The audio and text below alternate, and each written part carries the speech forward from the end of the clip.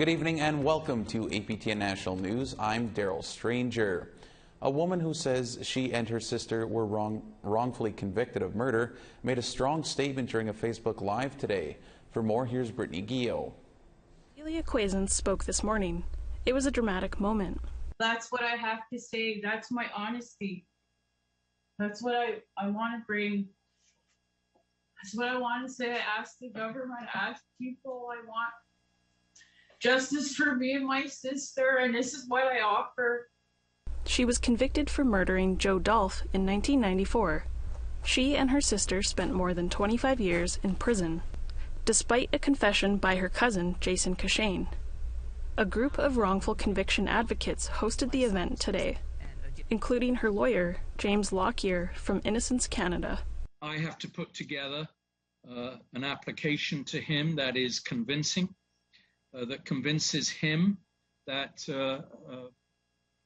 Delia and Narissa are victims of a miscarriage of justice. I think I can do that. If it's any comfort, to date, I've always been successful. Now, she and her sister Narissa have been incarcerated for more than 25 years. Kim Bowden is the Vice Chief of the Congress of Aboriginal Peoples. He took part in the conference today alongside Innocence Canada, Senator Kim Pate, David Milgaard, and Associate Nicole Porter. He joins us now from Saskatchewan.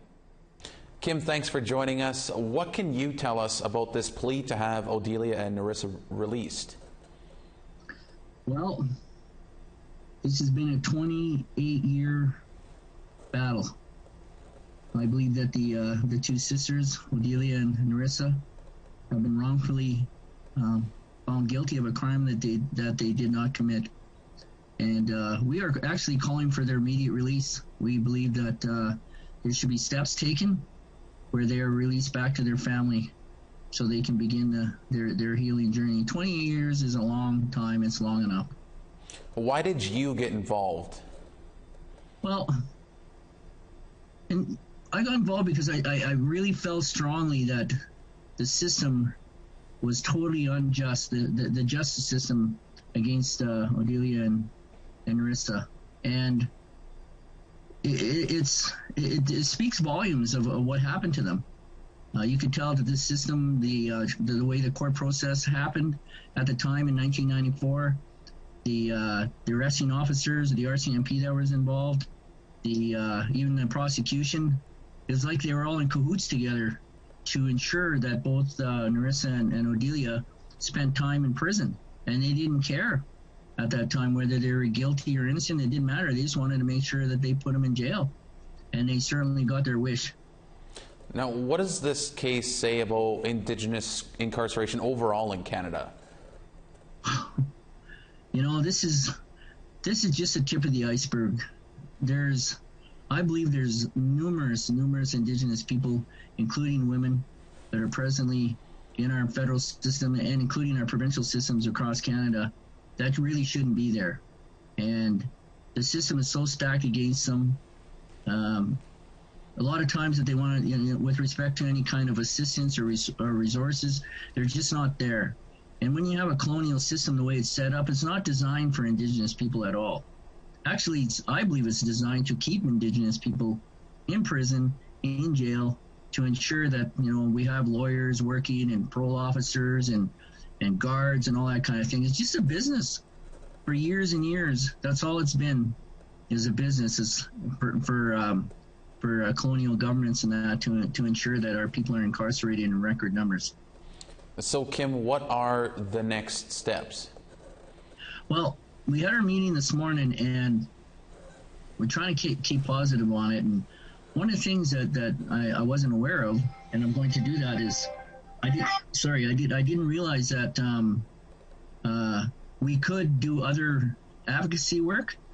And one of the things I'm going to do, and I'm working on a letter that's going to go to the Parole Board of Canada, Canadian Parole Board, and we're going to find out. I'm actually going to formally ask them to release both Narissa and Odelia back to their families. That's the first thing I'm going to be asking for until a review can be done in terms of what happened.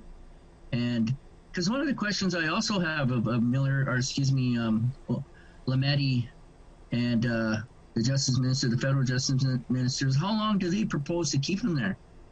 Like another 30 years? Really, they've actually been institutionalized far more longer than that. They've been out in the public.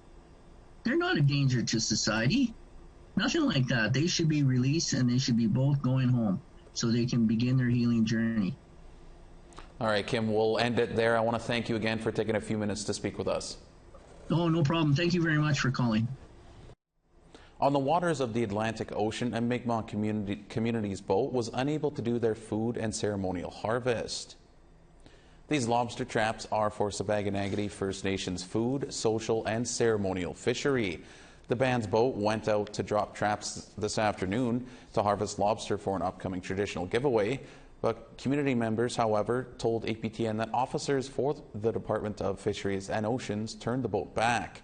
DFO did not confirm this by airtime.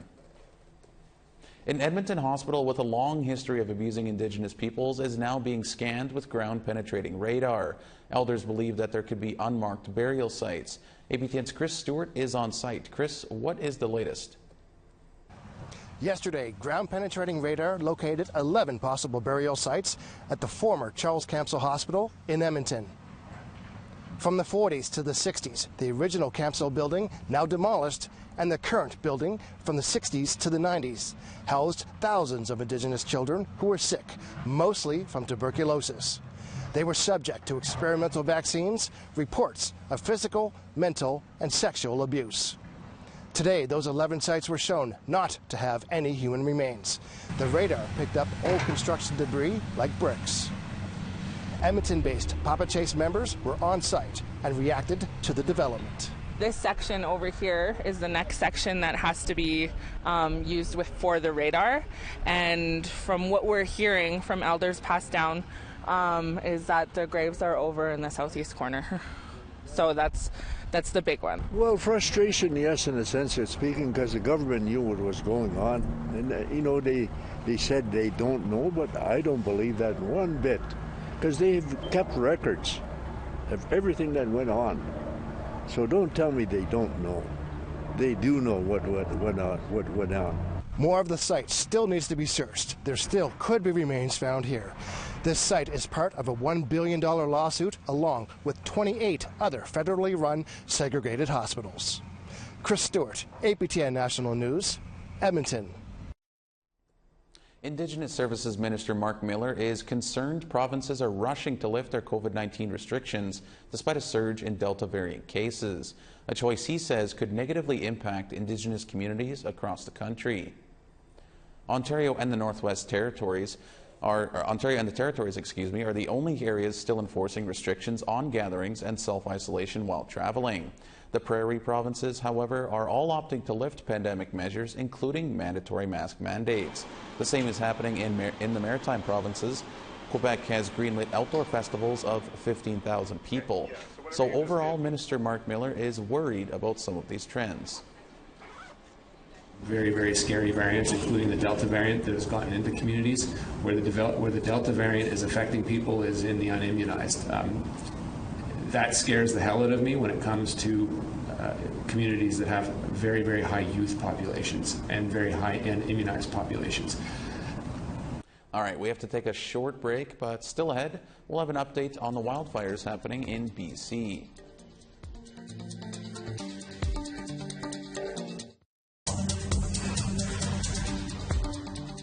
Welcome back.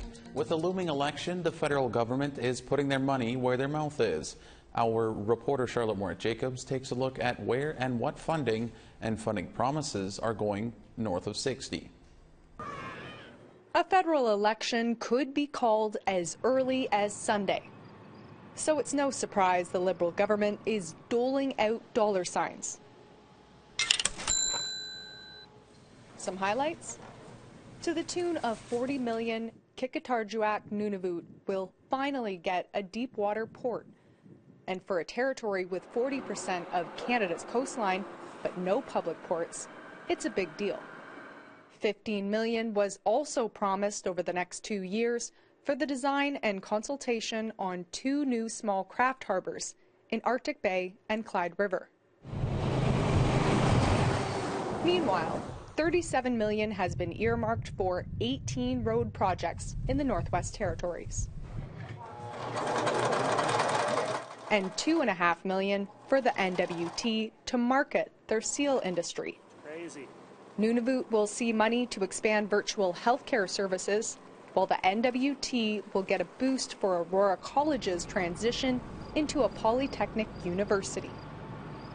Elections also allow for good photo ops, when old money is made to look like new funding.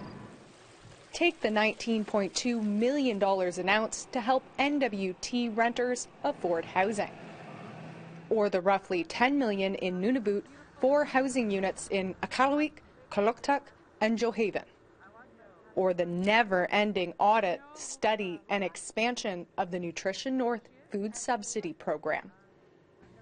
With so much cash flowing north, it's reasonable to question whether the Liberals are buying votes with taxpayers' dollars.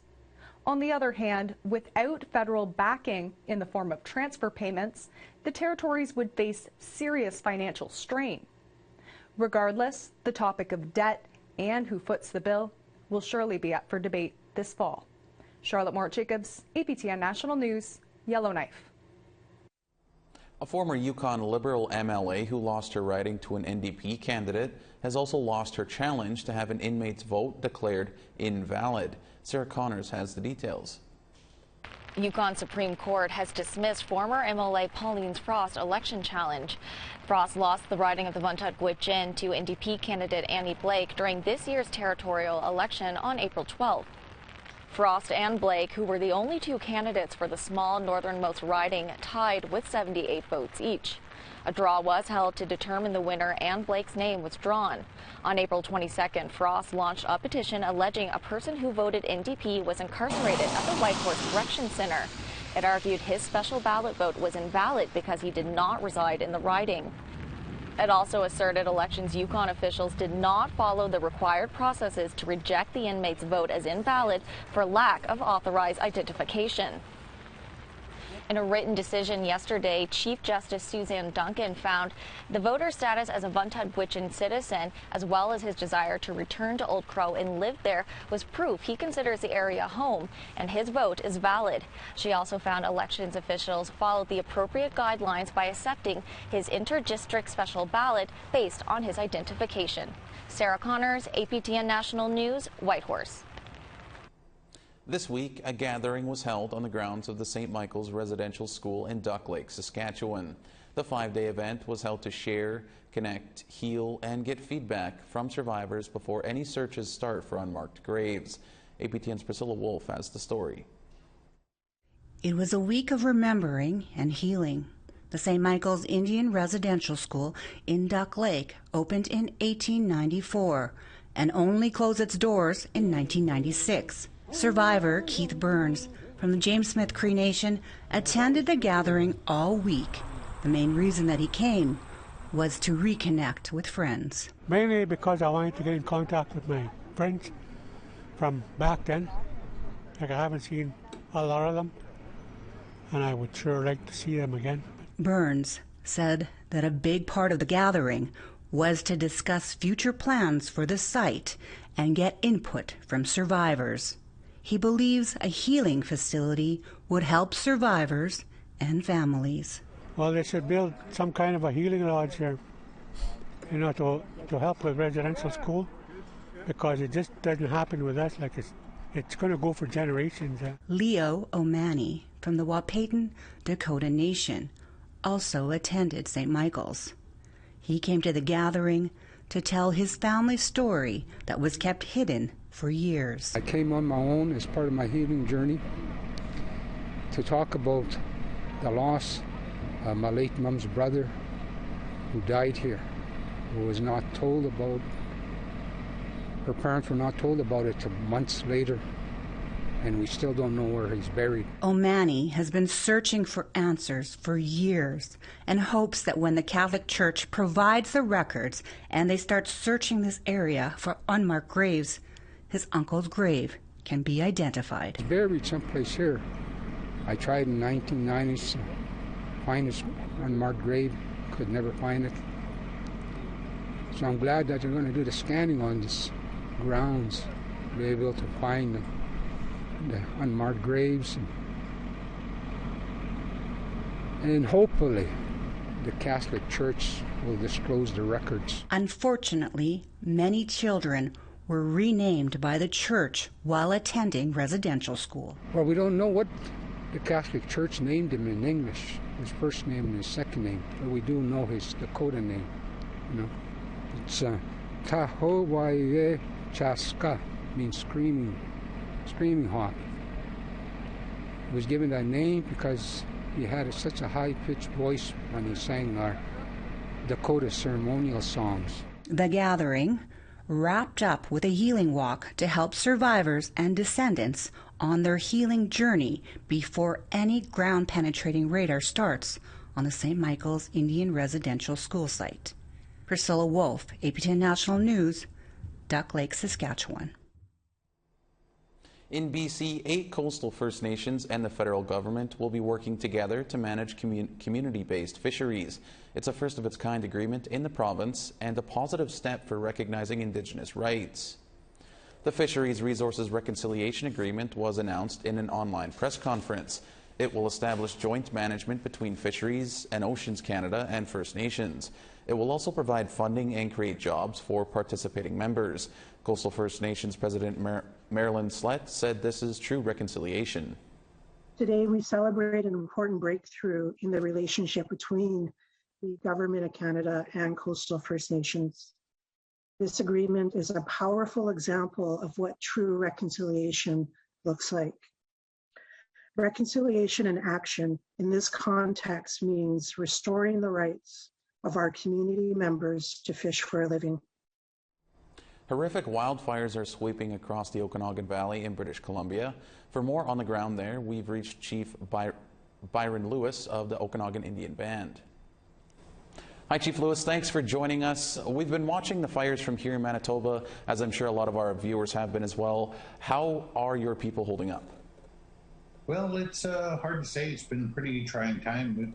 We had over roughly about 1,050 of our OKIB members who have been evacuated, and that's in addition with several hundred people south of our reserve and to the north in the Falkland area. So it's putting a lot of considerable stress on the local accommodations and being able to accommodate people. So it's been quite rough. We're already going to look at local communities, our neighboring communities to the south, and there's even discussions that people with transportation may be lodged as far away as the Fraser Valley.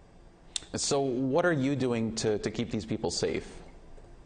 Well, we had a couple of evacuations. We had an order that went out on Sunday at 4 o'clock, and it happened to be in the community where I live in on our reserve, and we were evacuated about 4 p.m. on Sunday. And we had another evacuation order that happened yesterday from to the north. So it's been there's been a lot of people that have left our community. We're also have a lot of non-residents that either are living in communities on leased land or on recreational leases along Okanagan Lake. So it's a considerable amount of people that we have to evacuate. So how do these fires compare to the previous years? Oh my God, magnitude alone, you're looking at 32,000 hectares and growing, and that's considerable. You're talking about well over 50,000 acres, and there's some of our reserves in the south that are 45,000 acres, so you could imagine that, say, a community like PIB or some of the other larger communities that would cover their entire reserve land base, plus an additional 5,000 acres. Now, you touched a little bit on what's going on there currently. Are things getting worse or expected to get worse? It's not improving, because you look at this, and we had an exceptionally dry spring where very little rainfall, and we went into the sort of unnatural occurrence that happened around June, where we had temperatures that were over 120 or Fahrenheit. And that's similar to what you see coming out of, Arizona, New Mexico. And it was actually hotter in the interior than it was in some of these desert states at the high point of their summers. So we had a drying effect. It's just, it's almost like they say about the perfect storm. Well, we're in one. All right, Chief Lewis, we'll have to leave it there. That is Chief Byron Lewis joining us. Okay. Thank you. We have to take one final break, but still to come, our photo of the day is next.